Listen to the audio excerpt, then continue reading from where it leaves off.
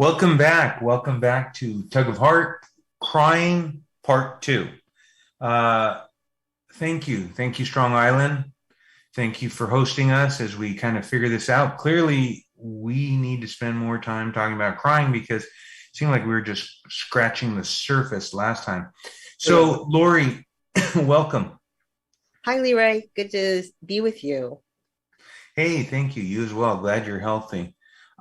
Listen, so I'm trying to go off of you finished reading a story, and the story left me a little wow, a lot of information there. Definitely that's a story that actually needs to be laid out in the written word to really kind of go over it. But And I I, was thinking after, thinking about crying at its basic root and how does that apply to the heart?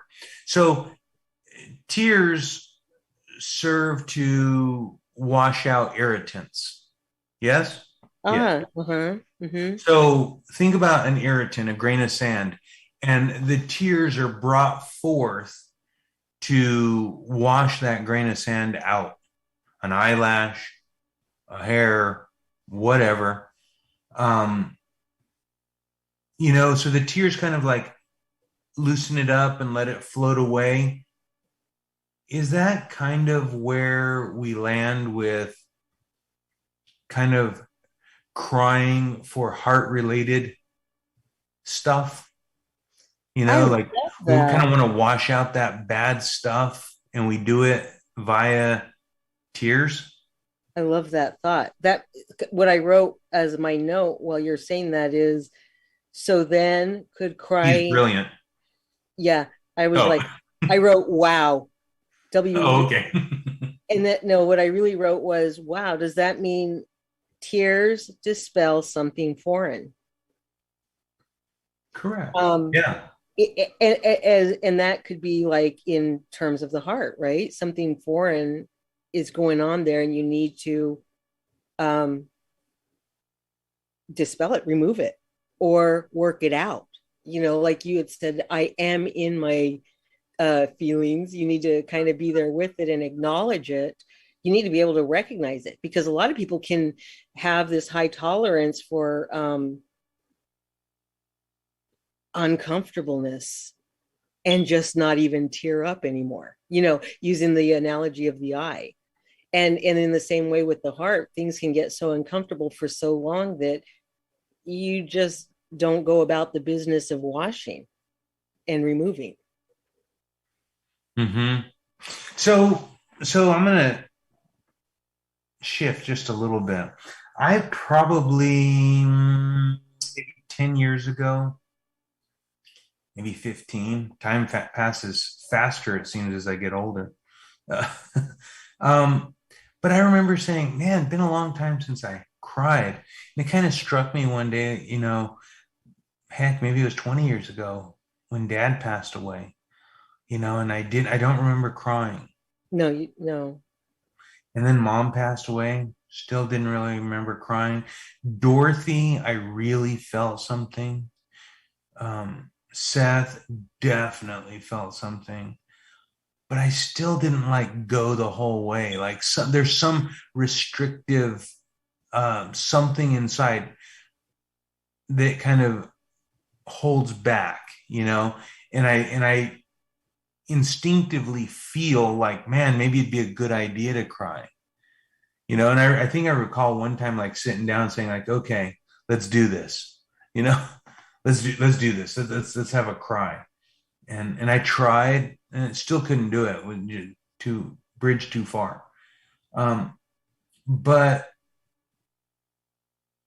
I mean, I guess what are we missing? What am I missing? I shouldn't say we because I don't have a mouse in my pocket. But those of us that kind of hold back, what are we missing? Because if in fact it washes the bad stuff out and it reduces stress and you know kind of it's cathartic and it brings you closer to other people and is somewhat of an anesthetic, and it's a coping mechanism for grief, and it restores emotional balance, and there's all these good reasons to cry. Why then would some people choose, I mean, and whether it's today or a choice made long ago, why would some people shy away from that? Well, um, I think in part it's a type of wrong message that you got when you had cried at some point. Um, it's a coping mechanism. That's one sense of the word, but there's also times that people cry and they can't be consoled, right? But they can still be together and others can cry with them at their loss. And um, that's the natural result of crying, is that you are consoled. And my guess, consolation is a very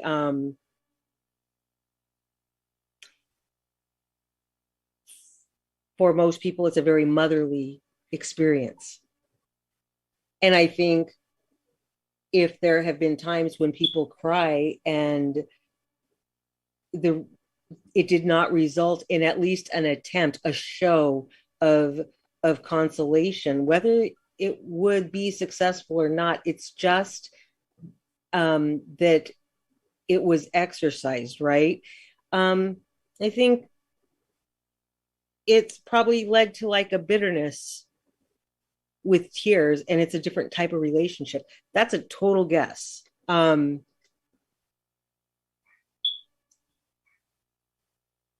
But the trick is to not cry. You'd have to close off part of your part of the heart would have to dry along with it. I think it's not just a choice. It's not just a mental exercise.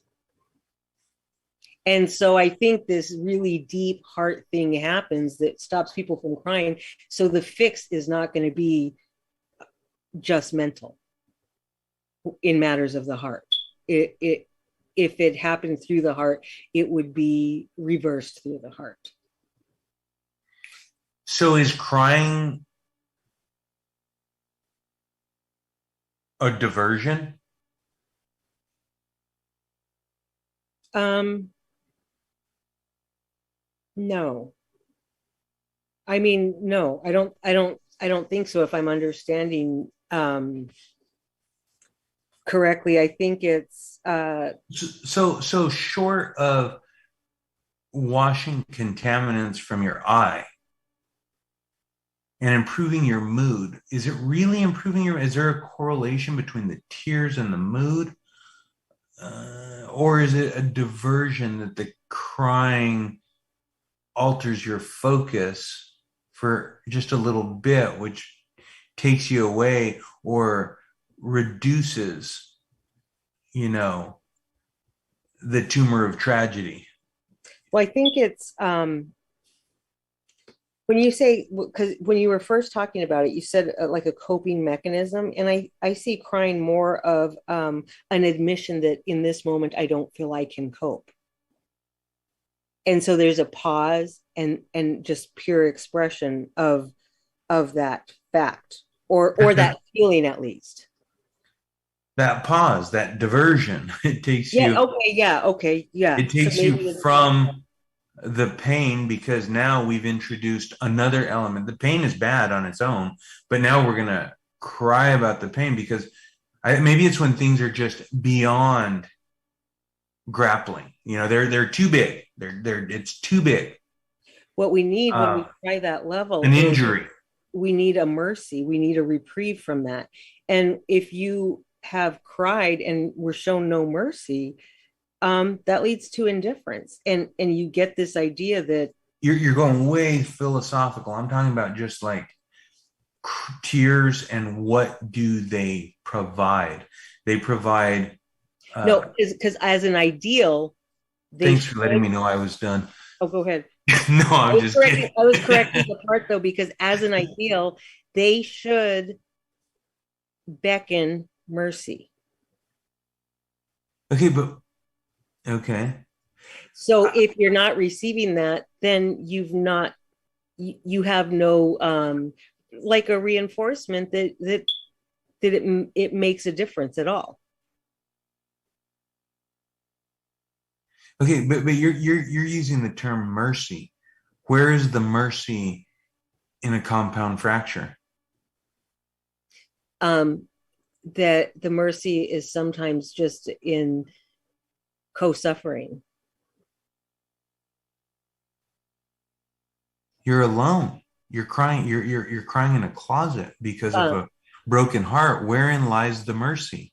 And that's why I'm saying, is it just a diversion? It is that momentary release. It's like this is too big. It's okay to be too big. So instead of tackling it, let's take a breather and let's cry. well, it Maybe is. the crying is the mercy. Well, if you've ever written a story, you sometimes do it alone. Expression can happen with or without people around you. It still can. We still can cry out in helplessness, um, whether it's in a journal, a prayer, or tears. There still is expression. We are expressive. I'm using the word mercy because Mhm. I mean, mercy is generally, as I understand it, and help me get through this, is generally bestowed. So is it, I'm just trying to like really get to what exactly is the crying doing? It's expressing that you need consoling. Con- like internal consoling yourself? No, no, we need one another. I mean, but this leads to the next point of why we should cry for one another, because right now across the world there are people um that cry out, and there is no answer. If we I again, as an ideal, if we really opened our hearts and recognized that, we might cry along with them and they would somehow be a little less alone, is my feeling. And they may not know why the crying stopped, but it is a call to be somehow united and together.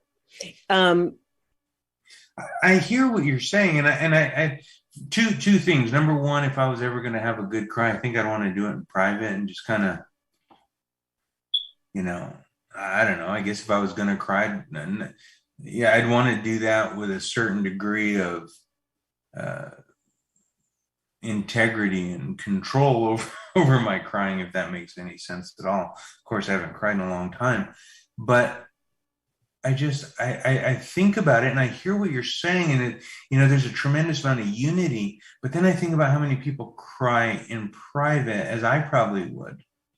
I do remember hearing a story about somebody who just spent like, I don't know if it was 3 or 4 days crying in a closet.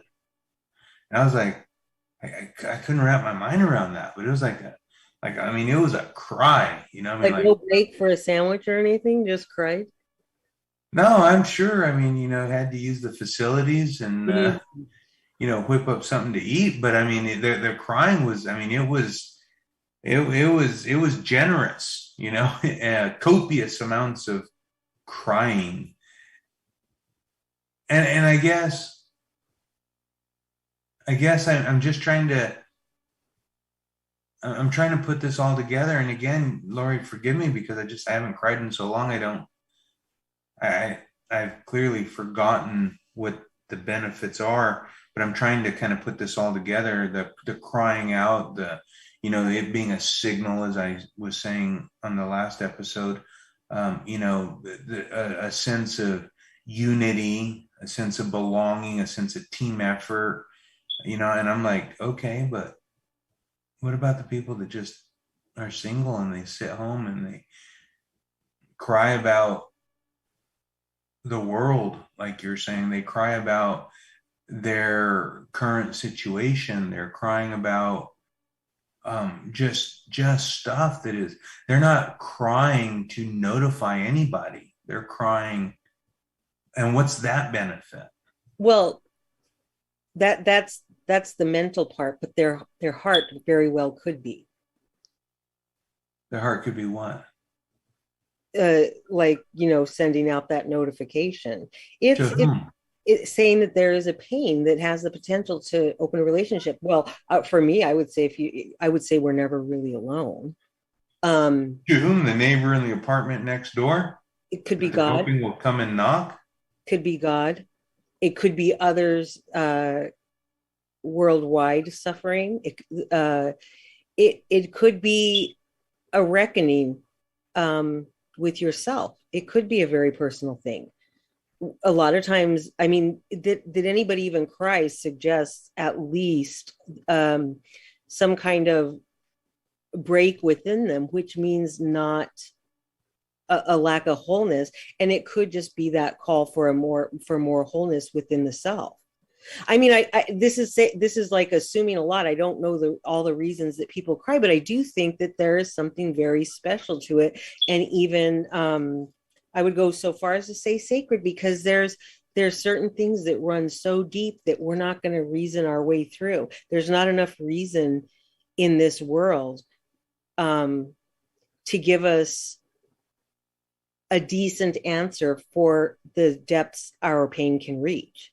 And so there is crying, which means there is this, calling out, sometimes literally, for even more than just reason. And I think in that sense, it becomes something spiritual, at least for what I believe. And I think for what, majority of different faiths would teach. Hmm. All right. And the other thing is, there have been times that I've cried so, like, bitterly, and even in my own shame, or, at something that my own choices that have led to a good cry. And I do know in those times, I will tell myself, like, I am hanging on to this feeling. I am going to remember how this feels no matter what.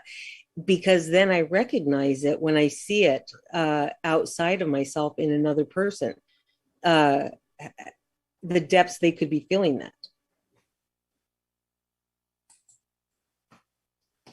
It's a matter of coming face to face with, human pain and misery, and acknowledging that to be human is also that. We were talking about, anti-suffering. It it also serves to point out, I think, that we're not here, um, there's more to being alive and on earth than just seeking happiness, because people in one moment could be happy and then that evening find themselves crying. And I think it points to mysteries, as to why we're really here besides just that. Okay. So so clearly, I mean, there's some benefits to crying. We've established that. So then, what are your thoughts about people that keep it in check? um, Detrimental? it's not for me to say what's happening in their heart, but I can say for myself, when I've gone extended times without crying, um, it to choose not to cry, or to choose to just do it privately, had to have served some purpose as well, because that would have to take a conscious decision to override it until it became a new type of natural. Do you think that there is a degree of legitimizing that crying does, which would actually prolong No. the distress? Oh, possibly yes. Yeah, I take that back, because it's funny, because we hear all this crying lightens the load. it does this, it does that. The fact of the matter is, people like to say it provides benefits and it's very healing, but there's not really any true study that has been done that shows that. And that's why I say then there has to be more to it. And like you said, we're just scratching the surface here, but I think it makes us more aware of the fullness, at minimum, um, of humanity, the full scope of that. It gives us a better picture of the whole idea of what it means to be human. Now, what we do with it and what that points to, you'd have to leave up to the individual, but I'd at least say that the signs are there, that there is more to this life thing than trying to just eliminate crying, because I don't know anybody who could go their entire life or reach a point where there's no going back to crying because they've outgrown it. So to me, that just points to the idea that there's a lot we don't know about, from the neck up, but our heart might. Maybe I'm just being challenging for the sake of being challenging, or I'm trying to justify, the 30 plus year hiatus I've taken from crying, which I don't really feel, intimately attached to not crying or crying. I'm just kind of, Yeah, that's you're the not way locked in where you're. right.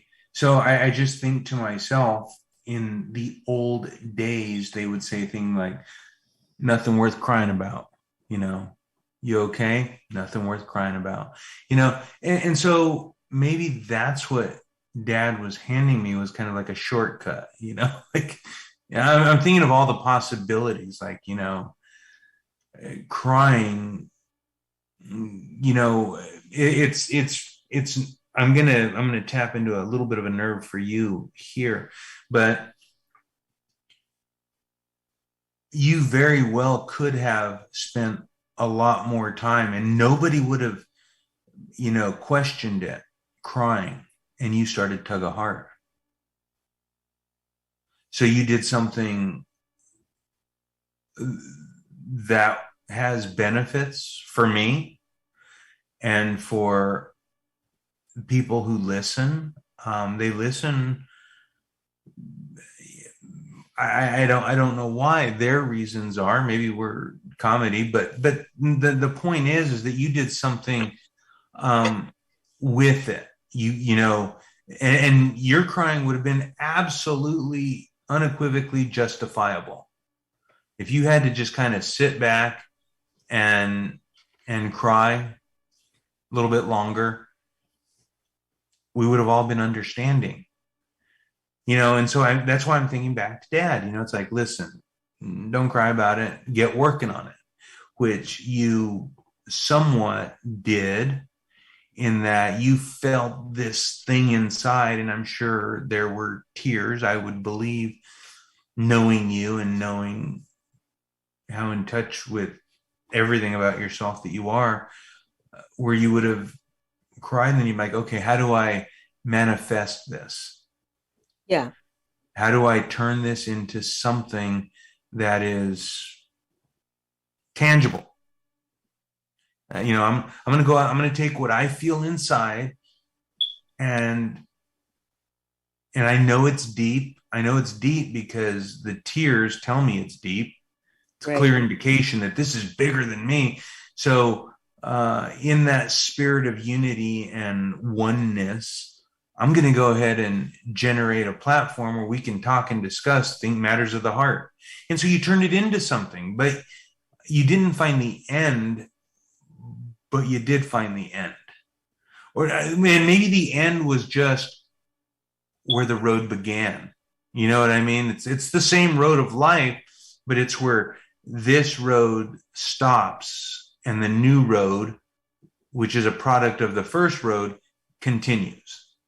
Yeah, Did any of that make any sense at all? yeah, I actually think I think that can happen. I'm thinking of you while I'm saying this.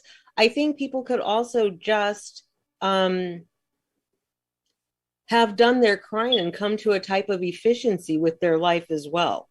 I don't think it's for us to say that crying has to look a certain way. Like I said in our previous talk, um,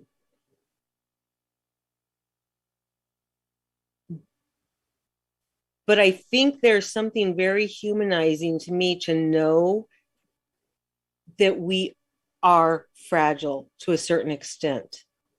Um, we need not test it. It's not like we have to test it or prove it with tears. And if I had to guess for you, this is just a complete guess, and I'm talking maybe more candid than I should. I would guess that times that other people might cry, you may feel as it might be expressed for you, and I think for other people too, it may feel more like anxiety. Not so much for you, but for other people that have not really cried, it may express itself as depression. I think what ought to be expressed will find a way. And again, it could just be how you manifest those feelings and what you do with it. And you are very available for other people. And honestly, like, I think as much as we were saying, nowadays people don't like a whole lot of vulnerability, the flip side is nowadays people are also, there is no getting around the fact that they're softer. People used to not have as much time to cry and live. So there was crying and mourning, not at the same things. When we're saying crying, like it could be broke a leg, it could be it could be something didn't go your way, it could be you didn't get something. So there's all different kinds of crying. And I think people used to get to the task of living and they had a lot less time for crying. And maybe I'm just a little bit more old fashioned. um, where Yeah. where our approach just is pretty we're pretty busy people anyways, and I do think that activity can interrupt a lot of crime, because it's hard to be active and fully available for that good cry. Mm-hmm, Now, mm-hmm. I wouldn't say that's like I wouldn't prescribe it like avoid crying by being overactive and manic, but I do think there's a lot to be said for just good old fashioned living and life. And Honest. you see somebody kind of hurt or broken, your choices are you sit, hold their hand, hug them, cry with them, or you can say, what is it? You're hungry? Let me go get you a sandwich. That's your approach. That's why I did say that at some point, maybe coming up after Valentine's, so we don't spoil Valentine's, we need to have a look at what real mourning is versus just crying. Because you Mm-hmm. could mourn somebody's hunger, but you also know the solution, right? At Mm-hmm. least for today. And so there's a difference between crying. We didn't explore the reasons for crying. And there's also sharing in a person suffering. Some people just get it. They see somebody hurting and they don't need to sit and not eat for the next 3 days to put themselves equal with this person and really get it. They'll just say, I believe them, and feed them. Mm-hmm. There's different levels and different ways that hearts work. They don't have to be the same. One's not better than another, and I don't think any is really ahead of anybody else. It is kind of, and this is something we should get into with time, knowing your own heart's approach, to life and to love is probably actually, I've probably learned that more from you than anybody else, where we love certain ways and we um where there's room to be particular and when there is not, which is a whole other area. So, so I guess crying, it's like the more we know, the more we don't know. we're Mhm. probably ending up with more questions than answers. I It's know good I to, am. it's good to have a try with these That's things. right. It's good to I'm so confused, I'm gonna start crying. I know that's but I think it's good to bring things to the table, ready or not, because then it even rises in one of our hearts, gives it credibility, and it means it does belong. Maybe the seed is there, and next year something just happens, and one of us is like, I get it, in part because of something previously done. That could be partially why, if you want to call it that, I've kind of managed to land on my feet through impossible circumstances. You never know which is the talk you're having that's setting you up to just better get something down the road. You don't have to have the answer in a session ever, right? In a heart sesh. Right, right. So Um, I'm sitting here and I'm thinking about how this all sits in my lap. First thing I'm thinking is so far so good because I haven't been doing any crying for several decades. Um, and and then you said something very powerful. Crying is a signal. It's out with the bad. It's a communication device. I It's believe a, so. a beacon of sorts. And so I think you said something that just really resonates. And maybe this wasn't about crying as much as our ability to identify it as such being notification and a call to action from your heart That's because right. we understand what the tears mean, or we have an idea, a notion that they tears imply discomfort, Right. tragedy, loss, um, in whatever form, whether it's your dignity, whether it's your financial state, the loss of a loved one, and maybe for me, this two podcasts are just both a teaching and a clarification that those are exactly what you think they are, and crying is a call to action. Like, don't sit and commiserate and say, listen, I've got an hour, let's cry about this. I've got an hour, let me get you lunch, which I think is the more noble. That's a dangerous thing to say, because to commiserate is, where's the relief in that?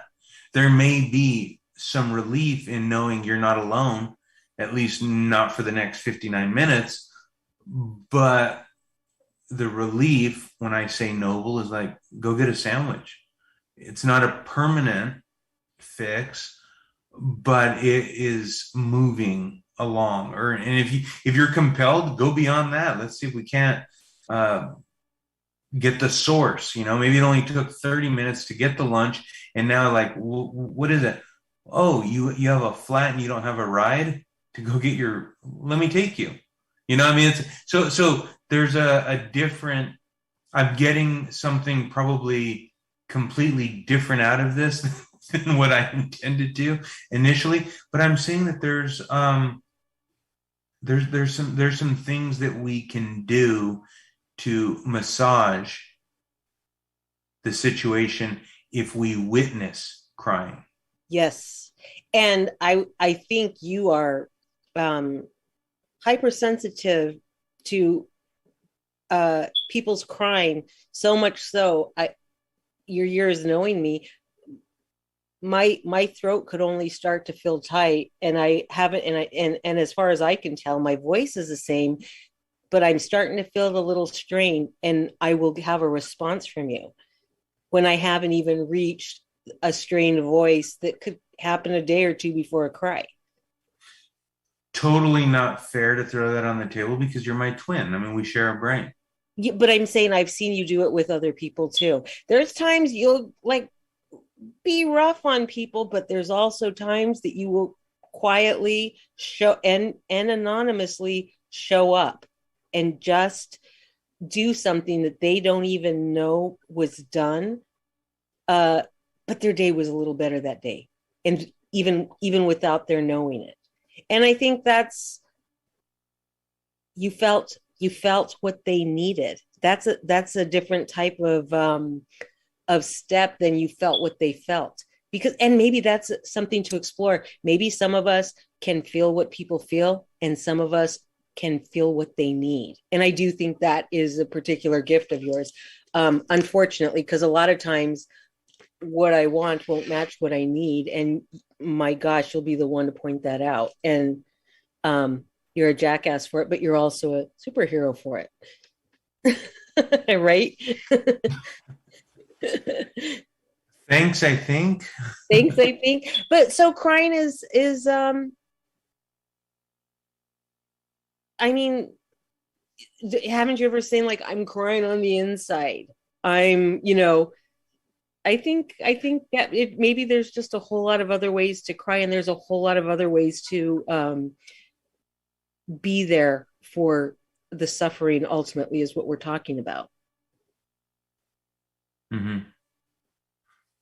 Because Yeah. and also you're pretty. I say it so many times. People have heard me with you and with Joanne. Um, Very capable, very able.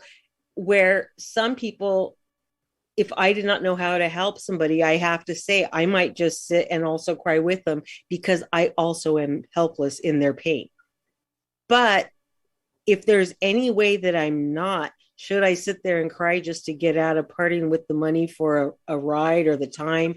You know, if there is a way besides sitting and just like, I'll sit here while you cry. But if there is a way to relieve it, I mean, it's probably an obligation as a human being to go for it. I'm going to just say, if you see somebody crying, anybody listening, show up with an ice cream cone, because I haven't seen a lot of people holding an ice cream cone crying. It's funny because Steve doesn't cry a whole lot, also. And oh, actually, you know what? He probably, let me read you this. I texted him and I said, "Can you tell me something about not crying?" This is shorter than the other one. People that don't cry, like, how would you get to them? And this is what he texted me back: crying, too much, too little, like poetry. It's a spontaneous overflow of powerful feelings, emotions, and expressions. Not all are poets. Not all poets are poetic. Not all poems are poetic in context of poetic justice versus poetic license. He says that in parentheses. Sonnets, haikus, prosaic people are people too. Prosaic meaning those that don't Those on Prozac, yeah. no, those that don't express poetically. But I just think that's so cute. Prosaic people are people too. And Yeah. his point was like, that's not everybody needs to cry to be sharing a story. It doesn't have to rhyme. So Well, I feel a lot better. I feel a degree of clarity, not how it applies to me personally, but just I'll let everybody listening know that I plan on it. I just need to find the right occasion, and I plan on giving it a try because it has been a long time.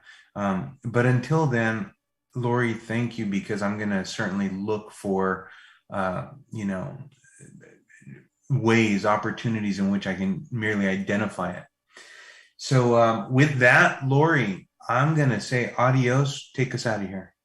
okay, until next time, like and share our podcast and our page and Strong Island. We're here on Strong Island. Hi, Bobby, with the wonderful Bobby. Hello. And you can like and share Strong Island also and visit his site. We will see you guys next week, I guess, and it will be Valentine's Day. Leroy, we have to think of something good for that. Okay. Until next time, adios. Adios.